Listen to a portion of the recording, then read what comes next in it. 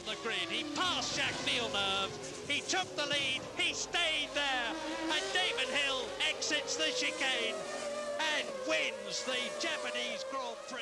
And I've got to stop. This week is a very, very sad week in the world of leadership and the world of Formula One.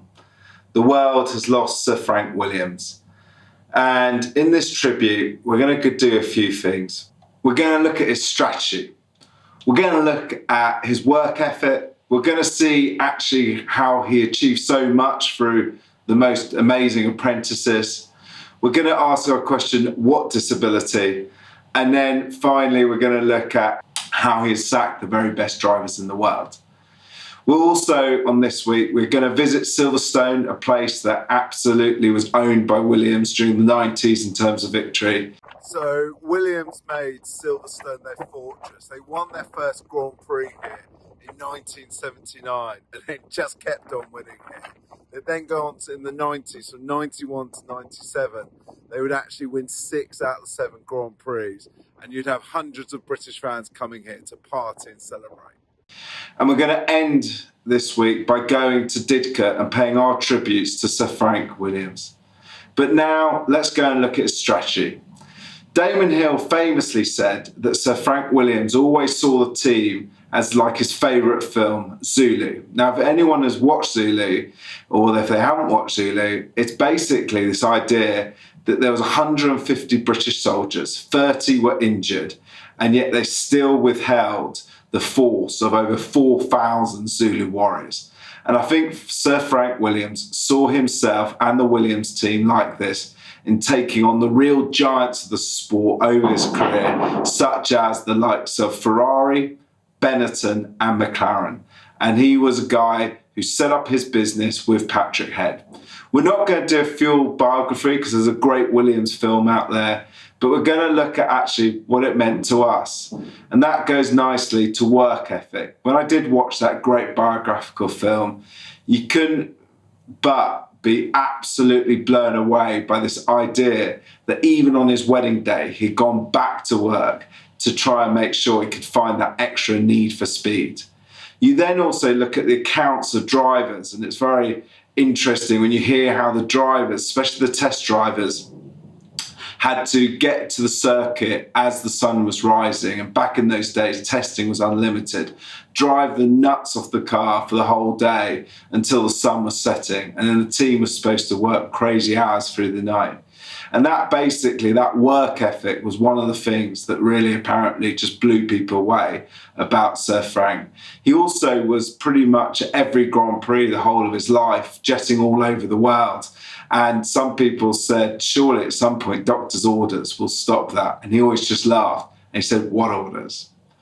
Now we go on to apprentices, and I've been very fortunate to meet a few who went on to actually become some of the biggest names in the sport. I think the one I really like is Ross Brawn. Now, a lot of people know Ross Brawn now as the guy that BRAWN GP obviously won the world title itself with Button. He was the mastermind at both Ferrari and Benetton to get Schumacher multiple world titles, and now currently has a senior role in F1.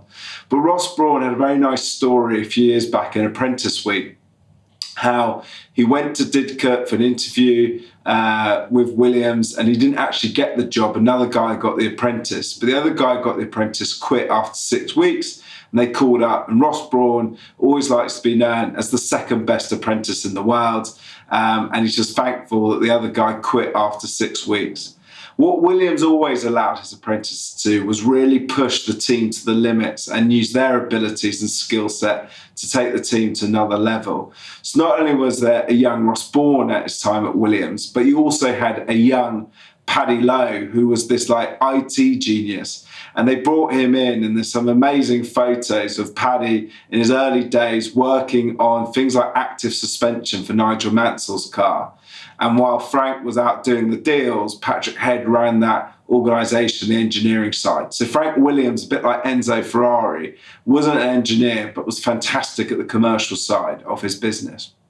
And then the other very notable, maybe not so much apprentice because he'd already been a designer at Leighton House, but was Adrian Newey, who was a massive part of the 90s success story and only quit when Sir Frank refused to give him any shares in the business later on in his career. And he went on, obviously, to create world domination at McLaren and Red Bull.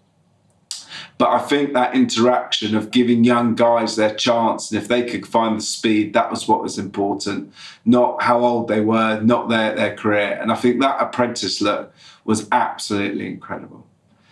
Then you come on to disability. It's well documented, the car crash that Frank Williams had during the 80s, that basically meant from testing at Paul Ricard one day, he went from a guy that used to love running at circuits to a guy that couldn't use any of his four limbs. And the reason I always like to think of Sir Frank Williams as what disability, so I never remember meeting him at the 1996 British Grand Prix.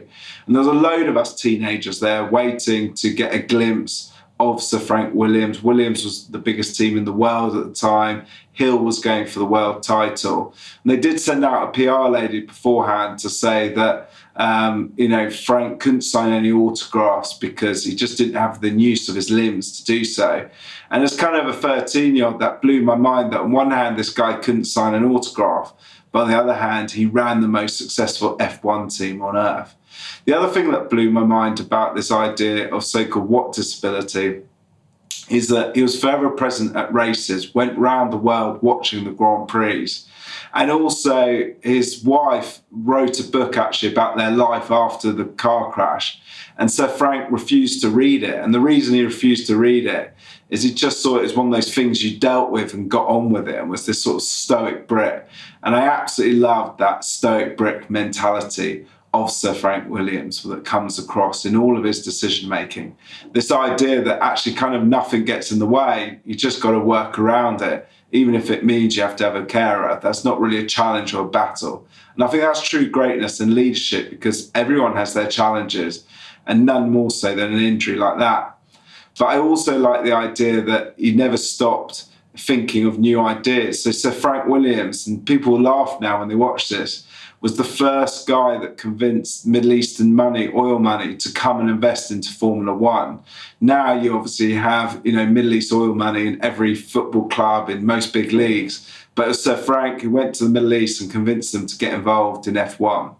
He also had this great interaction with Sega, and it was one of these funny stories I was reading during the 93 season. Not only did Alan Prost win the world title with the famous Sonic the Hedgehog on the side, but also Damon Hill's car had Sonic the Hedgehog on the side wheels.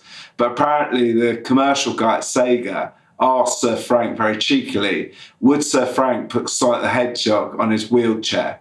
And although he had a laugh about it on his wheelchair wheels, what he did do is strike a great friendship with Sega that allowed them to, have the funds to beat some of the best, as well as the tobacco money and the famous liveries. And obviously there's always been the famous liveries on the Williams cars, and probably the two most famous are the Camel one that Mansell won in, and then also the Rotherham's one that both Damon Hill and Jacques Villeneuve won their world titles in. And then that comes nicely. I love the fact that Sir Frank gave British drivers their chance. So behind me, we've got the famous Silverstone wing, and I thought nothing more than coming here would sum up a great tribute to Sir Frank Williams. This circuit during the 90s he owned. I mean, literally from 91 through to 97, they won 6 out of 7 Grand Prix. And it was a fever pitch atmosphere at Silverstone. And what I mean by that is Mansell won in 91 and 92. F1 was so much bigger back then. And what I mean by bigger is that it was on terrestrial TV, millions watched, hundreds of thousands came down to the circuit. And basically there was this man taking on the might of the likes of Ferrari. And we were beating them, and not just beating them a little bit, we were beating them massively. And when I remember coming in 1996, everyone wanting Damon Hill to win. He was leading the world title. And although Hill didn't win and he famously crashed at the very fast corner, is that Jacques Villeneuve did win, and it was just also pandemonium. So I think that Silverstone is always going to be a great venue of where Frank Williams took on the world, the Williams team took on the world, and that idea of giving British drivers a chance, and certainly during that time, not only you had Mansell, you had Coulthard, you had Hill, later on you had the likes of George Russell, all given a chance in a Williams, and Button as well, and just taking on and winning. And it led to this amazing fortress at Silverstone in the 90s. But what he also did, in addition to giving them their chance, is he also kept them pretty grounded. And the reason I say he gave them their chance, fascinatingly about both Mansell and Hill, they were driving at Williams from their 30s into their late 30s. Can you imagine now a Formula One driver being in their late 30s other than Lewis Hamilton? You know, drivers come by the age of 21 and seem to be gone by the age of 25. But amazingly, Hill was only given the opportunity at age 32. And what was funny was that he was famous for a couple of things, Frank Williams, with his drivers. One was very short conversations and to the point conversations, but also this idea that a driver was just another member of the team. And famously, Damon Hill talked about, you know, two of the reasons he got the drive was that A, he was available, and B, he was cheap. Might also be into the fact that he'd done thousands of miles testing, getting Nigel Mansell's car ready for the world title. The other amazing thing is not only did drivers like Mansell and Hill have long careers at Williams in their 30s, but also is what happened to them after they won world titles. Famously, Mansell and Frank couldn't come to terms and he left for IndyCar the year after winning the world title. But the Damon Hill story is absolutely incredible. Hill was fighting Schumacher for the world title and fighting Jacques Villeneuve, his teammate, for the world title, a huge amount of pressure. And then one Grand Prix weekend, Autosport had his front cover, Hill has been sacked. Now, Damon went and saw the Autosport writer and said, well, no, if you've got this story, it's not very patriotic, support it. So unfortunately, Damon, it's true. And so Frank apparently apologised, but he didn't apologise that much. And apparently it was about losing confidence in 95 in Hill, but also this idea that he didn't particularly like playing the extra money you had to pay a world champion for being a world champion. He thought the car did the business and the money went into the team. And that's probably why he got 9 World Constructor Championships. He was willing to sack the best in the world to keep the team competitive and in budget. I think that's an unbelievable skill set. We're now going to go to Silverstone, the scene of some of his most amazing triumphs. And then we're going to end this film by going to Didcot to see what Sir Frank, the road that's been named after him, and our final thoughts. But for me as a leader, we can see the following. He had a strategy that was like Zulu, take on the best and win with a minority against the majority.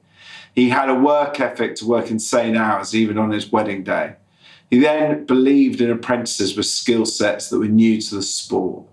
He then went on to the idea of that there's no such thing as disability, you just get on with it. And then finally, he sacked the best in the world to actually mean the thing.